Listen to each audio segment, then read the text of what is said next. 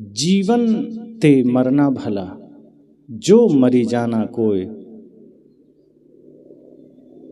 जीवन ते मरना भला, जो मरी जाना कोय। मरना पहले जो मरे, अजर अमर सो होए।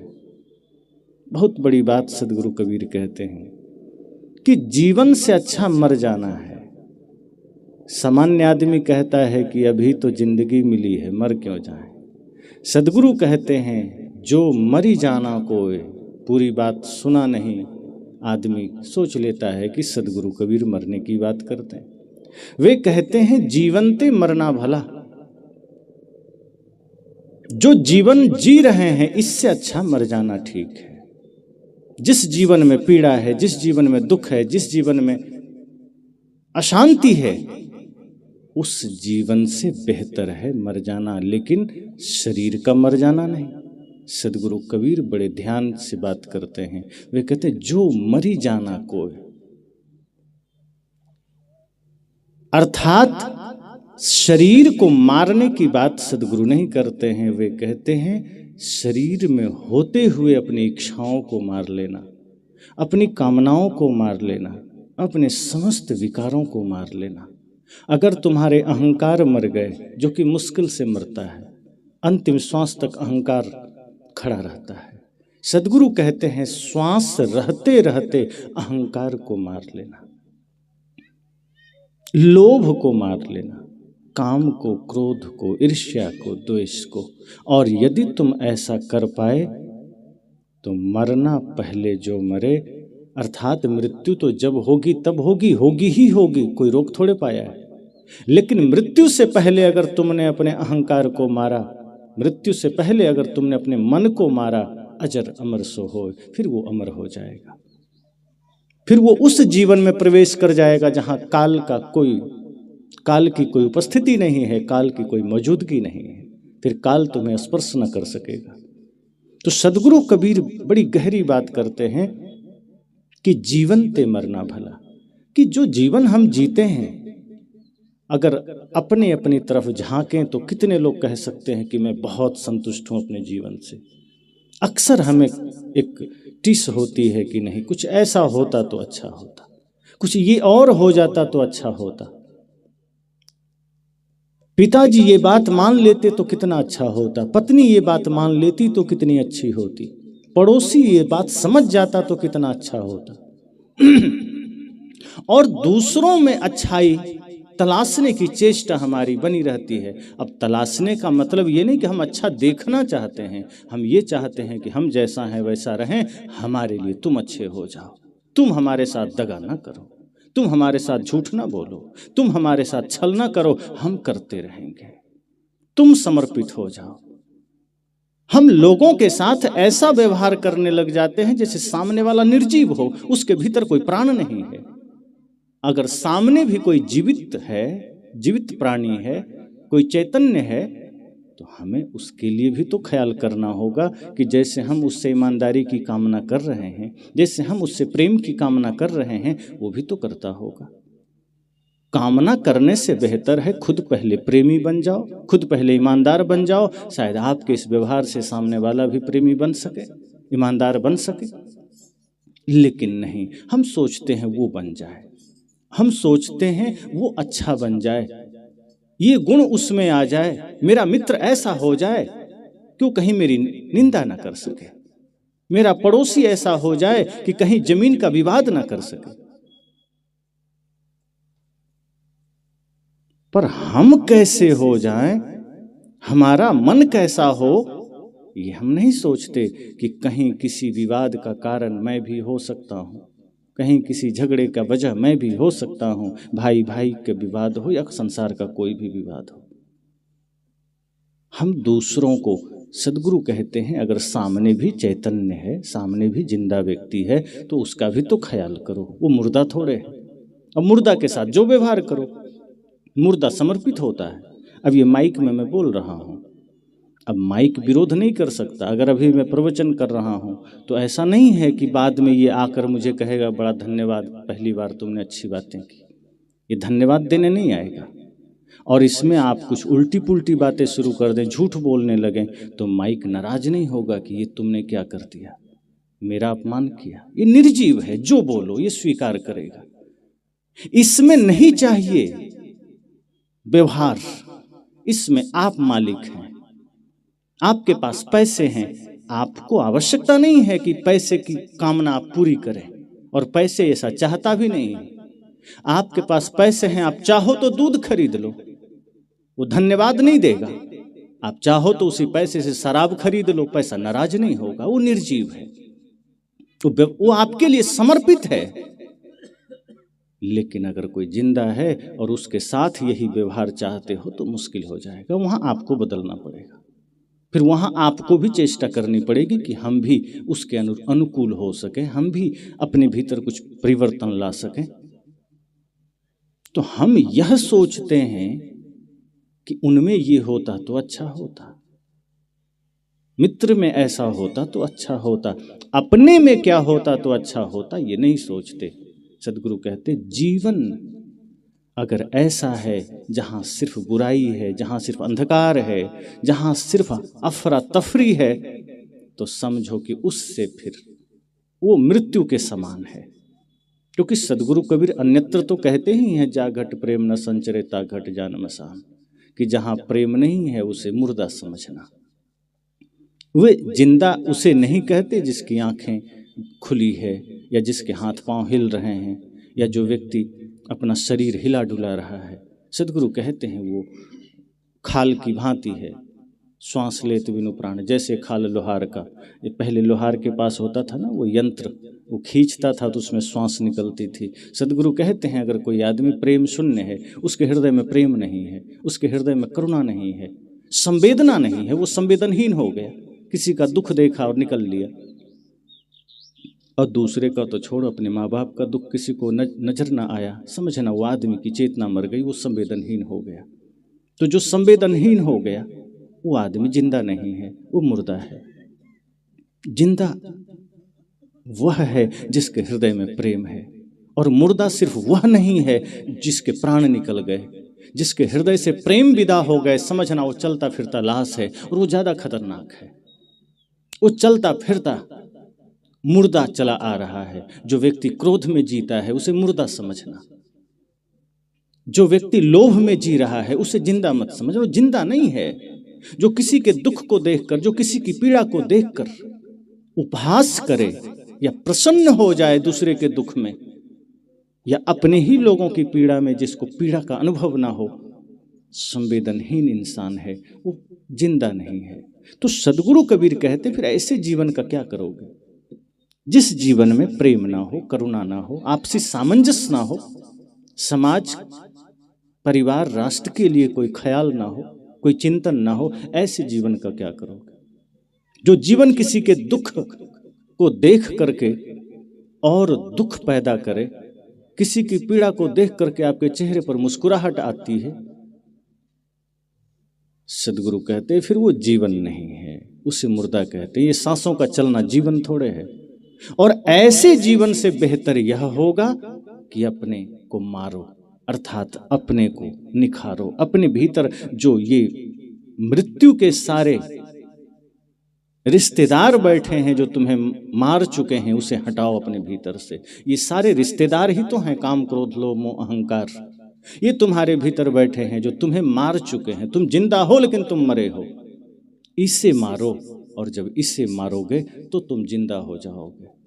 और जब तुम काम क्रोध लोभ मोह अहंकार को मार दोगे तो वास्तव में तुम अजर अमर हो जाओगे। सदगुरु कबीर की बात कई बार लगती थोड़ी उल्टी है, पर अर्थ बड़ा सीधा और गहरा होता है। वे कितनी प्यारी बात करते हैं कि जीवन ते मरना भला। पहली बार में कोई सुने तो कहे क्या संत लोग कह रहे हैं। कबीर साहब भी क्या बात करते हैं, जीवन ते मरना भला। यहाँ हम सारी प्लानिंग जीवन की कर रहे हैं, बढ़िया नक्शे बनवा के लाएं, घर बनाना है, गाड़ी कोटेशन देख कर लाएं, खरीदनी है, प्लाट देख लिए हैं। और कबीर साहब कहते हैं मरना भला। कौन सोचे मरने, हम तो मरने से बचने की सोचते हैं, मरना ना पड़े। आज तक विज्ञान ये तलाश कर रहा है कि मरने से बच जाए, बड़े बड़े वैज्ञानिक इस कोशिश में लगे हैं कि कैसे बच सके मरने से। हम मरने से बचने की बात कर रहे हैं, हम मरने से भागने की सोच रहे हैं। और ये संतों का तो उल्टा ही मामला है, जीवन ते मरना भला। कौन मरना चाहेगा? जीवन से निराश, जीवन से हताश कोई हो, तत्क्षण मृत्यु का ख्याल आ भी जाता है, लेकिन अगर रुक गया तो फिर ख्याल खत्म हो जाता है। और अगर मृत्यु का ख्याल आता भी है तो जीवन को न समझने के कारण आता है, जीवन की विराटता को न समझने के कारण आता है। छोटे मोटे दुख, छोटी मोटी पीड़ाओं में हम जीवन को समाप्त करने का संकल्प ले लेते हैं, वो अलग है, वो तो मृत्यु से भी बदतर है। जो अपने प्रतिकूलताओं से हार जाए, जो अपने विषम परिस्थितियों से हार जाए, जो इतना भी साहस ना दिखा सके कि मैं इस जीवन में संघर्ष करके विजय प्राप्त कर सकूं, इस जीवन की यात्रा में मैं शांति प्राप्त कर सकूं, वो व्यक्ति फिर जीवन को गंवाने की सोचता है, जीवन को व्यर्थ करने की सोचता है। पर सद्गुरु यहाँ कहते हैं कि जीवन ते मरना भला। जो जीवन हम जीते हैं वो जीवन नहीं है, उसे जीवन नहीं कहते हैं। उससे बेहतर है कि मरो, उससे बेहतर है कि मृत्यु की तलाश करो। और वो मृत्यु आपकी नहीं, आपकी हो भी नहीं सकती। वो मृत्यु आपको मारने वाले की होनी चाहिए, जिसने आपको मारा है। ये अहंकार ने, ये क्रोध ने आपको मारा है, इससे मारने की बात सद्गुरु कबीर करते हैं। तो इसलिए हमें इस गहराई को समझना है जो साहब कहना चाहते हैं कि जीवन ते मरना भला, जीवन ते मरना भला। कितनी प्यारी बात है। समझ जाओ तो बड़ा सरल हो जाता है, नहीं समझो तो डर लगता है। फिर हम कोशिश करते हैं क्या किया जाए। और मृत्यु ऐसी है जो सूचनाएं देती भी है, तो हम समझ नहीं पाते हैं कि मृत्यु ने एक सूचना दे दी है। सूचनाओं को हम नज़रअंदाज कर देते हैं। अब जैसे कोर्ट से कोई वारंट आ जाए और आदमी वो वारंट नज़रअंदाज कर दे तो पुलिस आके उठा लेती है। यही होता है हमारे साथ। मृत्यु भी वारंट भेजती है, पर हम समझ नहीं पाते। बाल सफ़ेद कर देना, आँखों की रोशनी कम कर देना, शरीर में झुर्रियाँ का पड़ जाना, पैर लड़खड़ाने लगना, कान की शक्ति कम हो जाना, दांत का टूट जाना, ये समझना कि मृत्यु का संकेत है, ये सूचना है कि अब थोड़ी तैयारी कर लो। अब गृहस्थ जीवन से वानप्रस्थ की ओर हल्का सा कदम बढ़ाना शुरू कर दो। अब यहाँ वानप्रस्थ का अर्थ यह नहीं है कि घर छोड़ के जंगल चले जाइए। वानप्रस्थ का मतलब है अब घर से मुख को जंगल की ओर कर लीजिए, अर्थात ज्ञान की ओर कर लीजिए। रहिए घर में अगर बनता है तो, लेकिन मुख को मोड़ लीजिए। तो अब मृत्यु ये संकेत करी, बालों को सफेद किया, समझना सूचना आ गई। अब परिवार के तरफ मुख करना मतलब पीड़ा को पाना है। लेकिन हम चालाकी करते हैं, दर्पण में देखा कि कोई बाल सफ़ेद हुआ, तुरंत काले करवा लिए, ताकि मृत्यु को ये लगे कि आदमी अभी जवान है, किसी और को लेना होगा, किसी और को ले जाना होगा। लेकिन ऐसा होता नहीं है। मृत्यु कहीं से आती नहीं है और मृत्यु कहीं जाएगी नहीं, साथ साथ चलती है। जिस दिन हम इस माँ के गर्भ में आते हैं, मृत्यु वहीं साथ आती है। अगर मृत्यु साथ ना होती तो हमारा एक एक दिन कम कैसे होता? जीवन का एक एक पल कम कौन कर रहा है, क्षीण कौन कर रहा है? जब पूर्ण रूप से सांसें खत्म हो जाती है, तब हमें दिखाई देता है कि कोई आदमी मर गया। पर मृत्यु तो रोज मार रही है, आपका एक एक दिन कम तो कर रही है। अगर कोई आदमी 10 वर्ष से सीधे 50 का मान लो हो गया, या 60 का हो गया, 70 का हो गया, तो अगर उसे 100 वर्ष जीना है तो उसके 60-70 वर्ष निकल ही तो गए। ऐसा तो नहीं है कि वो अभी 10 वर्ष 50 वर्ष और जुड़ जाएंगे। अगर आपकी आयु 100 वर्ष निर्धारित है, मान लीजिए जीना है, और 70 के आप हो गए, 50 के हो गए, तो निकल ही तो गया, वो मर ही तो गए, वो लौटेगा थोड़े। हम उल्टा देखते हैं कि हम तो 60 के हो गए, हम तो 50 के, हम तो 40 के हो गए। नहीं, आप 40 साल मर चुके, आप 50 साल मर चुके। मृत्यु आपको मार रही है प्रतिदिन। उसी प्रतिपल प्रतिपल प्रति क्षण के मृत्यु को जो समझता है, देखता है, सदगुरु कहते हैं वही समाधि को उपलब्ध होता है, वही जागृत पुरुष है, वही जीते जी मरता है, वही जीवित रहते ही मृत्यु को जान लेता है। अचानक मृत्यु आएगी तब तो मौका भी ना मिलेगा कुछ समझने सोचने का।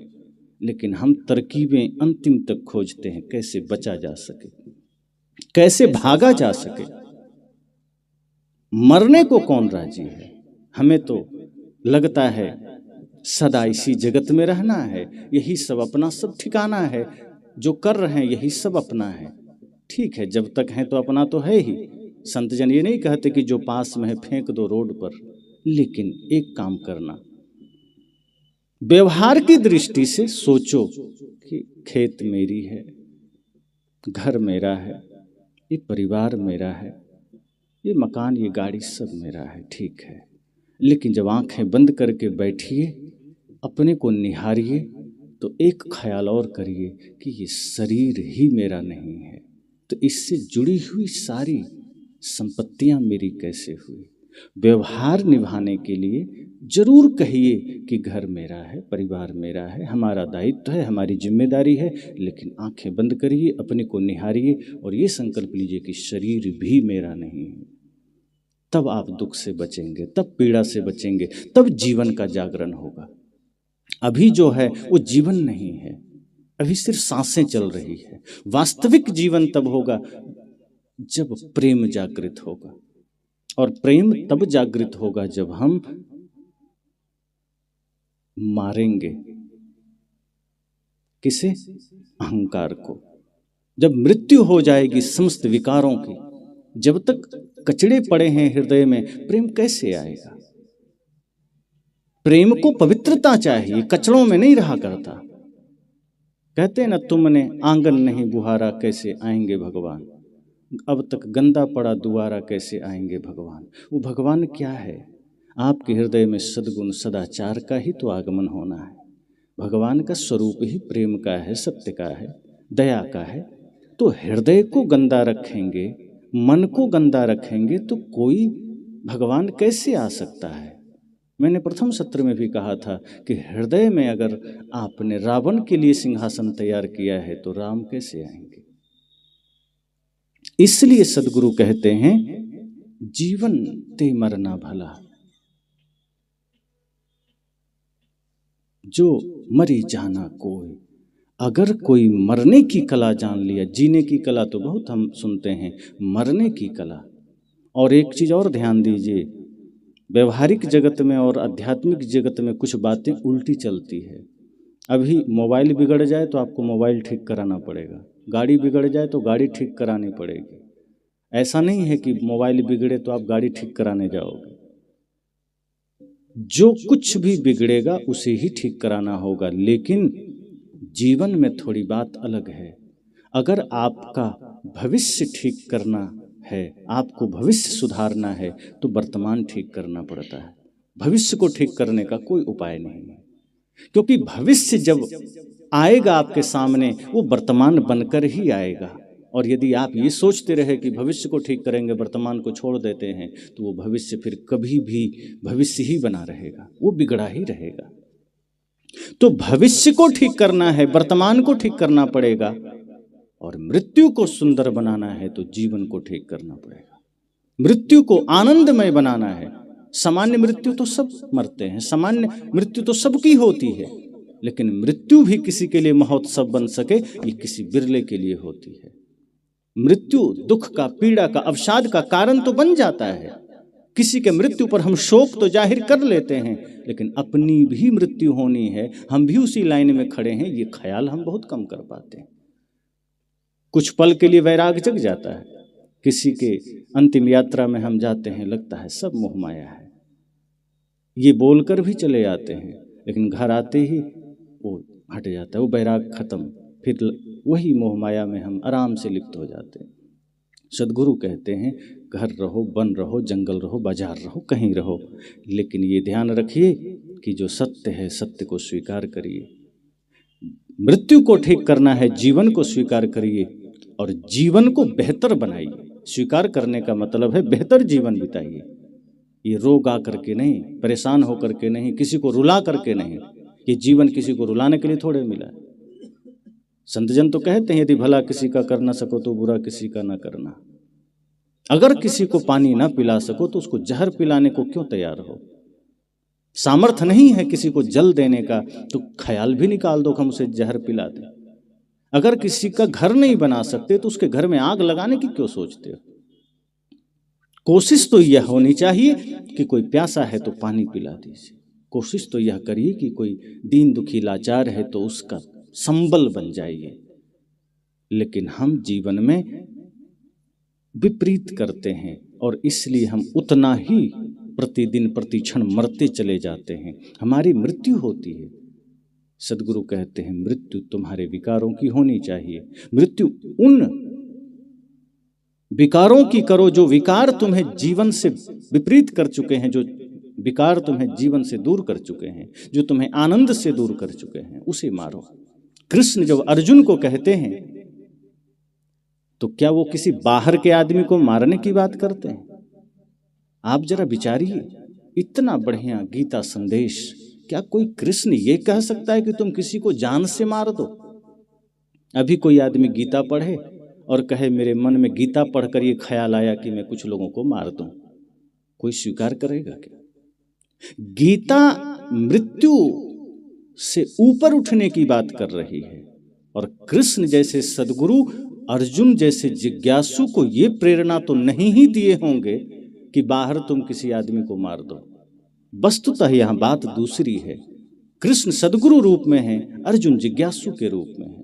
और ये जो महाभारत है ये भीतर का महाभारत है। ये बाहर कोई दुर्योधन नहीं है, ये बाहर कोई धृतराष्ट्र नहीं है जिसे अर्जुन मारना चाहता है, जिसे कृष्ण मरवाना चाहते हैं। वस्तुतः हमारे आपके हृदय में जो विकारों की सेना खड़ी है, अहंकार का दुर्योधन, क्योंकि दुर्योधन घमंडी है तो घमंड जो हमारे भीतर है वही दुर्योधन है। वो दुर्योधन अहंकार का प्रतीक है। कृष्ण कहते हैं कि अर्जुन, जिस अहंकार को तुम अपना परिवार समझते हो, जिस अहंकार को तुम अपना मित्र समझते हो, रिश्तेदार समझते हो, यही तुम्हारे जीवन के लिए खतरा है, तुम्हारे शांति के लिए बाधा है। उठाओ ज्ञान का धनुष और इस अहंकार रूपी दुर्योधन का नाश करो। कृष्ण अहंकार रूपी दुर्योधन को मारने की बात करते हैं, वो किसी पड़ोसी को मारने की बात नहीं करते हैं। जब कृष्ण कहते हैं कि कर्ण को मारो तो उनका कहने का अर्थ यह होता है कि तुम्हारे भीतर जो कुंठित बुद्धि है उस कुंठा रूपी कर्ण को मारो। जब वे कहते हैं दुशासन को मारो तो कृष्ण का अर्थ यह है कि जो तुम्हारे भीतर दुराचार का भाव है, व्यभिचार का भाव है, उस दुराचार रूपी दुशासन को मारो। और जब कृष्ण कहते हैं शकुनी को मारो तो उनका अर्थ यह होता है कि तुम्हारे भीतर जो कपट का शकुनी है उस कपट को मारो। ये कोई बाहर व्यक्ति को मारने की बात नहीं है। जब वे कहते हैं धृतराष्ट्र को प्रताड़ित करो तो धृतराष्ट्र अंधा है और हमारे भीतर, इंसान के भीतर में जो वासना है वो भी अंधी होती है। कृष्ण कहते हैं इस अंधी वासना को प्रताड़ित करो, इसे संयमित करो। यही सब बीमारी का जड़ है। तो कृष्ण बाहर की बात नहीं करते, वो भीतर की बात करते हैं। सदगुरु कबीर भी तो वही कह रहे हैं कि मरना पहले जो मरे, पहले ही मरो, बाद में कौन जानता है। जीवन रहते अपने विकारों को मार लो, फिर देखो शांति रूपी पांचाली फिर आपके हृदय में सदा विराजमान रहेगी।